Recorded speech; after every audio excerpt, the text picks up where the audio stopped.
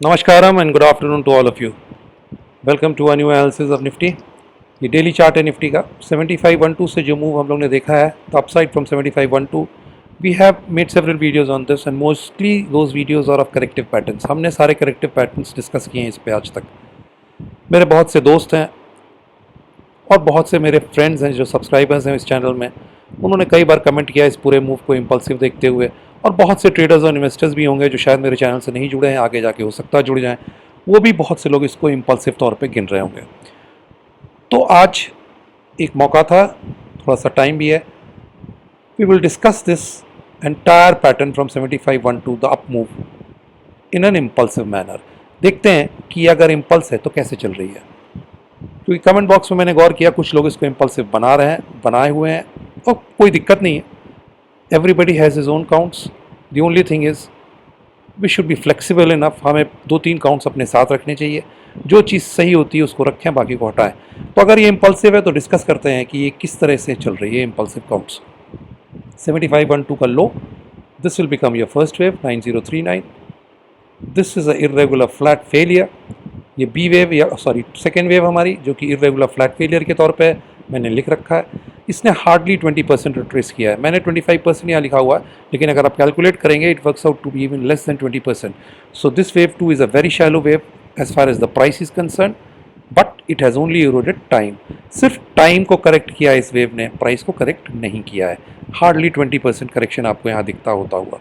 ऐसे कंडीशंस में जैसे ही आप रेगुलर फ्लैट देखते हैं, थर्ड वेव एक्सटेंड होनी चाहिए. ये एक 1.618% है, कोई दिक्कत नहीं है. 11,341 भी ये ख़त्म हो रही है. क्यों यहाँ पे ख़त्म की है? ये लाइन है 0-2 ट्रेंड लाइन मेरी. This is getting broken here, so third wave has to finish on the left hand side of this break. It cannot move into the right hand side. That is not possible. So I have put a third wave here. It is extended. It had to extend if this was a irregular flat failure. Up till here, no problem. Now we have a correction, and this third wave, this is the, I will just move, this is the 23% correction of the third wave, this is 38%, and this is the 50%. So you see we have almost touched the 23% correction mark. First, second, third, and many people will put a fourth here. I have also done that with a question mark. इससे पहले आगे बढ़ूं, देखिए Elliot wave analysis जब भी आप करते हैं, बहुत से लोग प्रैक्टिस करते हैं, इसमें दो स्कूल ऑफ थॉट्स हैं, एक ट्रेडिशनल इलियट वेव्स का और एक न्यू वेव का. बहुत ज़रूरी है ये दोनों चीज़ों को आपको समझने के लिए.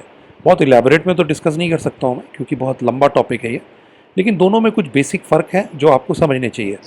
ट्रेडिशनल इलियट वेव एनालिसिस थोड़ा सा सिंपल एनालिसिस होता है, उसमें रिस्ट्रिक्शंस कम होते हैं, खासकर के टाइम का बहुत बड़ा रोल प्ले नहीं होता उसमें. लेकिन न्यू वेव एनालिसिस की अगर हम बात करें तो उसमें बहुत से रिस्ट्रिक्शंस होते हैं, बहुत से लॉजिक्स होते हैं, बहुत से रूल्स होते हैं, इंटरनल रूल्स होते हैं हर चीज़ के, करेक्शंस के, फ्लैट के, जिगजैग के, चाहे ट्रायंगल हो, चाहे इम्पल्सिस हो.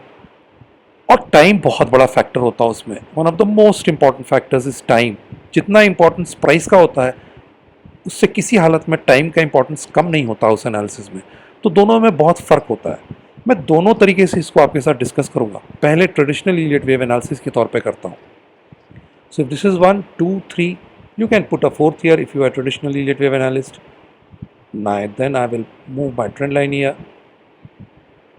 because now it is the 2-4 trend line that we should be following, not the 0-2-0-2 का काम हो चुका है. और ये हमारी ट्रेंड लाइन बनी हुई है और चल रही है. करेक्ट, याद रखिएगा, ये ट्रेडिशनल इलियट वेव एनालिसिस की बात मैं कर रहा हूँ. 1, 2, 3, fourth, and then we are in a fifth. Only point to notice, both the fourth wave and the second wave, they have only corrected the time. This is a shallow wave, less than 20%. This is also a shallow wave, less than 23%. Both the waves have corrected less than 25%. Both have corrected only time. This is one problem in this count which I must bring to your knowledge before we proceed any further. But इस limitation के साथ अगर आपको आगे बढ़ना है तो 1, 2, 3, 4 ये ट्रेंड लाइन बना के रखिए. जब तक ये ट्रेंड लाइन इंटैक्ट है, ये मूव चलता रहेगा, कोई दिक्कत नहीं है. आपकी count traditional Elliott wave analysis के हिसाब से सही लगेंगी. और यहाँ से हम फिफ्थ वेव में हैं, जिसमें हमने 1, 2, पूरी कर ली है, थर्ड पे हम चल रहे हैं, जो हम लोग ने कल डिस्कस किया था शॉर्टर टाइम फ्रेम में. This is what we had discussed on the shorter time frame, either an impulse from here और a elongated zigzag. I will discuss both of these patterns, how these fit into these counts. So in traditional Elliott wave analysis, 1, 2, 3, 4th, and we are into the fifth, which is an impulse. No problem, it should move on. The only point is this trend line should not be broken now, and the minimum targets for this should be now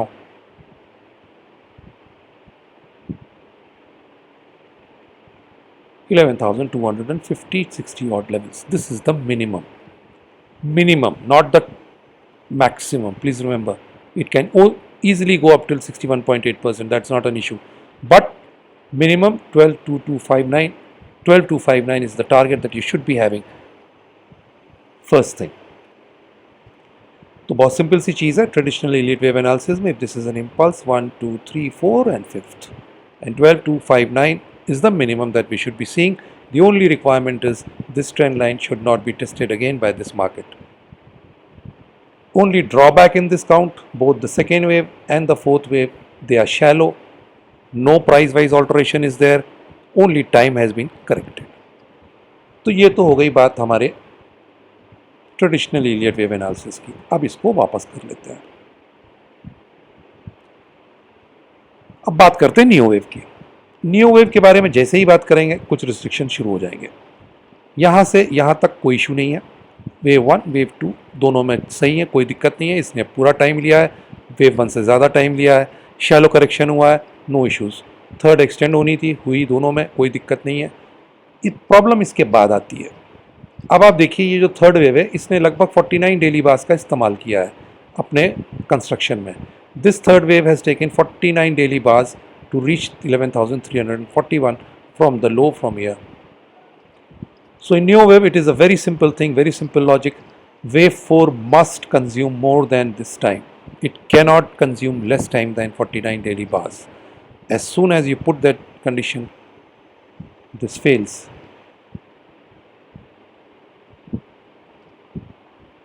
हमने 10,907, if you remember, we had terminated the pattern here. It works out to around 43 bars, not more than that. So as soon as you put this restriction of time, जो new wave में बहुत ज़रूरी होता, बिना इसके new wave counts नहीं होती हैं. जैसे ही आपने उस रिस्ट्रिक्शन को रखा, ये काउंट गड़बड़ा जाएगा. फोर्थ वेव यहाँ से हटानी पड़ेगी. This can not be a fourth wave. So 1, 2, 3, but then the fourth has to be in progress. It can not be treated as complete here. As simple as that. तो पहला traditional Elliott wave analysis में fourth यहाँ पे पूरी आप कर सकते हैं. उस केस में 12,259 आपका टारगेट है, और ये ट्रेंड लाइन है जो रिस्पेक्ट होनी चाहिए मार्केट से, अब टूटनी नहीं चाहिए. Till this move is on. और ये मूव हम लोग ने डिस्कस किया था 10,907 से जो चल रहा है. दिस इज 1, 2, 3 और a elongated zigzag in progress. No problems there. But in neo wave, this cannot be the fourth wave. Fourth wave is still in progress. तो साहब आपको याद होगा कल हम लोग ने जब चर्चा की थी तो इस पूरे मूव को या तो zigzag के फॉर्म पे ट्रीट कर रहे थे, या हम लोग सोच रहे थे कि ये एक इम्पल्स चल रही है. तो अगर ये इम्पल्सिव मूव है तो ट्रेडिशनल एलियट वेव एनालिसिस में यहाँ फिट होती है. लेकिन नियो वेव की अगर हम बात करें तो फिर ये एक इलोंगेटेड zigzag के तौर पे सामने आना चाहिए, जिसके बाद हमें फिर से करेक्टिव मोड में जाना चाहिए फोर्थ वेव को पूरा करने के लिए. याद रखिएगा फोर्थ वेव इतनी शैलो नहीं होनी चाहिए न्यू वेव के हिसाब से, और अभी उसमें और टाइम लगेगा. अभी काफ़ी टाइम लगना चाहिए. अभी तो उसने कोई टाइम नहीं लिया है. 43 बार्स अभी तो उसके बराबर भी नहीं हुई है जहाँ तक टाइम वाइज की बात करें. यूजुअली इससे काफ़ी ज़्यादा, इससे ज़्यादा होगी वो. So in new wave if third is complete या fourth is still moving on progress. It is still in progress and this is only a part of a corrective move, that's all. तो impulsive तौर पे अगर आप count करना चाहेंगे तो कुछ इस तरीके से आप इसे काउंट कर सकते हैं. यहाँ मैंने लिख भी दिया है, the supposed fourth wave has taken less time units till now. तो इसका मतलब यह है कि फोर्थ वेव प्रोग्रेस है. याद रखिएगा ये न्यू वेव के बारे में बात कर रहा हूँ जब मैं उस थ्योरी से अप्लाई करता हूँ, और मैं यूजुअली उसी को प्रैक्टिस करता हूँ. मैं ट्रेडिशनल एलियट वेव्स की बेसिकली दोनों में मिक्स है. न्यू वेव उसी से डिराइव हुई है, लेकिन उसका बहुत रिफाइन, थोड़ा सा आप कह सकते हैं कॉम्प्लिकेटेड, और क्योंकि उसमें रूल्स लॉजिक बहुत ज़्यादा यूज़ होते हैं, हर चीज़ को आप ऐसे नहीं रख सकते हैं जब तक कि वो लॉजिकली और कुछ रूल्स को फॉलो ना करें। और वो लॉजिक क्या होता है, वो पैटर्न बनने का लॉजिक होता है और फिर उस पैटर्न के बनने के बाद के रिएक्शन का भी लॉजिक होता है। जब तक वो दोनों फुलफिल नहीं होते हैं वो काउंट्स पूरे नहीं होते न्यू वेव में। तो उसके हिसाब से फोर्थ वेव पूरी नहीं है साहब, चल रही है। ये तो हो गई हमारी इम्पल्सिव काउंट्स। उम्मीद है जो लोग इसको इम्पल्स के तौर पे गिन रहे होंगे ट्रेडिशनल ईलियट वेव एनालिसिस के तौर पे, वो उनके लिए भी कुछ मदद होगी इस काउंट से जो मैंने बना रखी है, और जिन्होंने न्यू वेव को प्रैक्टिस किया है शायद उनको भी कुछ मदद मिले इस काउंट से। एक ट्विस्ट इसमें अगर आप डालना चाहें डाल दें, ये 1 2 3 है, ये ए बी सी भी हो सकती है, एक इलोंगेटेड जिगजैग हो सकता है। यहाँ पे एक्स अगर आप रख दें तो ये A B and then a C. मैं जो कहना चाहता हूँ समझिए, A B C X A B 10,907 पे आप टर्मिनेट करेंगे तभी टाइम वाइज ए और बी बराबर होंगे, अदरवाइज आपको बी छोटी लगेगी। एक्स ए बी एंड सी, यहाँ पे भी एक इम्पल्स होनी चाहिए हमको। यहाँ पे याद रखिएगा, if this is X, this is A, this is B, then B has not moved. मैं थोड़ा सा लिख देता हूँ जिससे थोड़ी सी क्लैरिटी हो जाए आपको।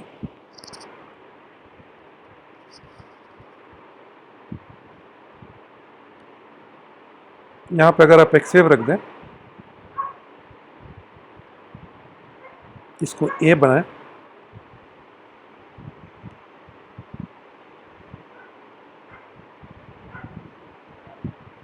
इसको बी बना दें, तो सी हमारी इम्पल्स के तौर पे चल रही है। आप देखिए ये बी वेव ने ए वेव को 123% से कम रिट्रेस किया है। It has retrace less than 123% of A, so C should logically move up the high of A. It has already done so. कितनी दूर तक जा सकती है? 161% नहीं जाएगी, ये पक्का है।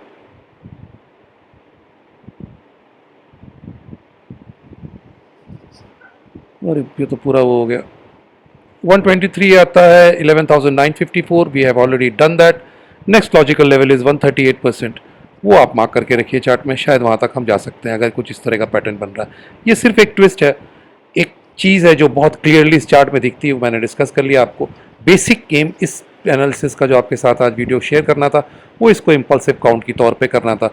ये जो मैंने लास्ट में आपके साथ डिस्कस किया, ये तो एक जो एकदम से दिख रहा है इसमें बहुत क्लियर कट, वो मैंने पॉसिबिलिटी डिस्कस की, इसको हटा दीजिए। लेकिन जो लोग अगर चाहते हैं इस पर देखना, इसको रखना, वो रख सकते हैं। लेकिन basically this is all about an impulsive move which many people are thinking we are into from 7512. So there is no harm in analyzing it. उस तरीके से चार्ट में देखने में कोई प्रॉब्लम नहीं होनी चाहिए, वो कुछ इस तरीके से दिखती हैं। ट्रेडिशनल ईलियट वेव एनालिसिस की बात करें तो ये वो ट्रेंड लाइन है, इसको बना के रखिएगा आप, ये इंपॉर्टेंट है आपके लिए। ये ट्रेंड लाइन इंपॉर्टेंट हो जाएगी, इसका ब्रीच होगा मार्केट का, तब आप मान लीजिएगा कि मूव ऊपर कंप्लीट हो गया है। और अगर न्यू वेव की हम बात करें तो फोर्थ वेव हमारी चल रही है, उसमें कोई डाउट नहीं है, कोई क्वेश्चन नहीं है, क्योंकि वो फुलफिल नहीं करती है रिक्वायरमेंट यहाँ पूरा होने का। ना तो वो प्राइस वाइज ऑल्टरनेट कर रही है और ना तो उसने टाइम लिया है, दोनों में अभी उसको काम करना है। एक जो इसमें एक छोटा सा करेक्टिव पैटर्न दिखता है वो ए बी सी, और उसके बाद जो मैंने आपको दिखाया यहाँ पे X and then another A B सी।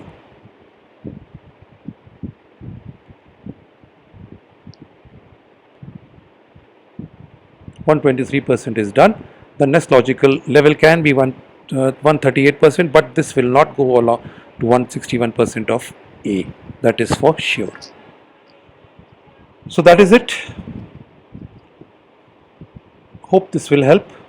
खासकर उन लोगों को जो इसको इम्पल्स के तौर पे काउंट कर रहे हैं, क्योंकि मैंने इसको उसी तौर पे इस वीडियो को बनाया था, सिर्फ ये डिस्कस करने के लिए कि अगर इम्पल्स है तो किस तरीके से इसको हम काउंट कर सकते हैं। There is one clear-cut drawback in this entire count, and that is the price correction of wave 2 and wave 4. They are very, very similar. That is a very major drawback in this count. But with this major drawback, this is the only way you can count if it is to be treated as an impulse. Remember, in neo wave analysis, this is not complete. This wave 4 should be in progress. It is not complete at this point.